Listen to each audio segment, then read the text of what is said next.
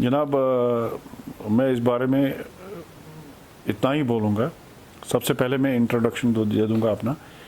मैं Hilal Ahmad Mandu, chief spokesperson Kashmir traders and manufacturers की वसादत से आपके सामने रूबरू हूँ।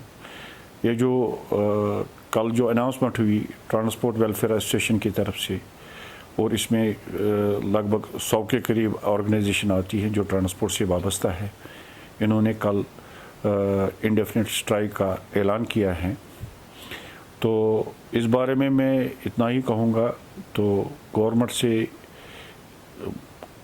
On behalf of I banner Kashmir traders of manufacturers federation की तरफ से पुरजोर अपील करता हूँ यहाँ के डिविजनल कमिश्नर साहब से, यहाँ के डीसी साहब से, और जो हमारे लेफ्टिनेंट गवर्नर साहब हैं यूटी के, उनसे रिक्वेस्ट करना चाहता हूँ कि इनको ऑन बोर्ड लीजिए और इनके साथ नेगोशिएशन कीजिए, क्योंकि जब टेबल होगा तो इसका सदबाब निकल आएगा। और इनकी जो genuine demands already in transport association वालों के लीडरान साहिबान ने आपके सामने पेश की हैं। हम चाहेंगे इनके दरमियान 24 तारीख से पहले ही बात हो, सो दैट कि इस मसले का हल निकल आए और इसका सदबाब निकल आए। तो इस मसले का हल हड़ताल करने से पहले ही इस मसले का कोई हल निकल आए। और जो आने वाले दिन हैं, अब सीज़न आ रहा है, हमारे बच्चे इससे सफ़र हो जाएंगे, हमारा जो ट्रेड है इससे सफ़र हो जाएगा। ऑलरेडी हमारा ट्रेड इससे बहुत ज़्यादा नुकसान हुआ है, 45,000 करोड़ का नुकसान हुआ है।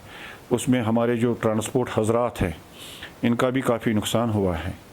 तो ये लोग तो फाका कशी की ज़िंदगी पर फाका कशी पे उतर आए हैं। तो गवर्नमेंट को चाहिए, क्योंकि government is the people, by the people, for the people. Government को चाहिए जो इनके लीडर साहिबान हैं इनको ऑन बोर्ड ले जाए 24 तारीख से पहले, और इनके साथ बात की जाए और इनके जो जेन्युइन डिमांड्स है वो इनके साथ हल करे और हड़ताल पे नौबत ना आए। पेट्रोलियम प्रोडक्ट्स में होता है, देखिए जी, ये जो पेट्रोल और डीजल में हाइक हो जाती है तो ओवरऑल ये ओवरबर्डन होते हैं पूरे जो भी ट्रेड रिलेटेड आइटम्स हैं ये सारे पे पड़ता है। इसमें इनका तो बहुत ये जेन्युइन डिमांड है। जो अभी ये ट्रांसपोर्ट हजरात जो इन्होंने बोला कि पेट्रोल में हाइक हो गई है, इनकी जेन्युइन डिमांड है।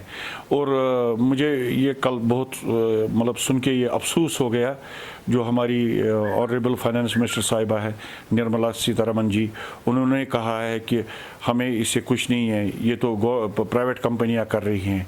मैं आपके माध्यम से उनको ये बात बावर कराना चाहता हूँ, जो मतलब शायद हमारी जो इन्फॉर्मेशन है मतलब उसके मुताबिक ये चीज़ करेक्ट है। जो हमारा जो तेल जो आता है फ़िल्टर करके, जो चाहे पेट्रोल की मैं बात करूँगा, ये 31 रुपया आता है पर लीटर। और इसमें जो स्टेट टैक्स, सेंट्रल टैक्स और उसमें CESS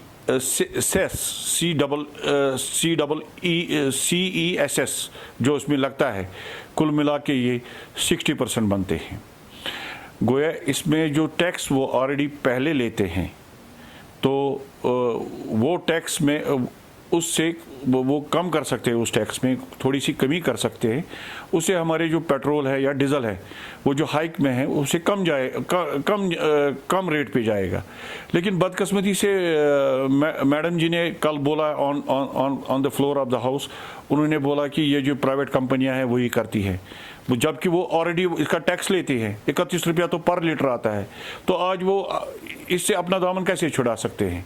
उनको चाहिए, हमारी मोदबाना अपील है, वो जो सेस के नाम से या मतलब स्टेट टैक्स के नाम से या सेंट्रल सेल्स टैक्स के नाम से जो उनका पैसा था उसमें थोड़ा सा कम करे, तो उससे हमारे पेट्रोल और डीजल में रेट कम हो जाएगी और ये जो महंगाई है ये भी इससे कम हो जाएगी, सो दैट कि इन गाड़ी ये जो हमारे ट्रांसपोर्ट साहिबान हैं इन पे भी ओवरबर्डन ना हो जाएगी।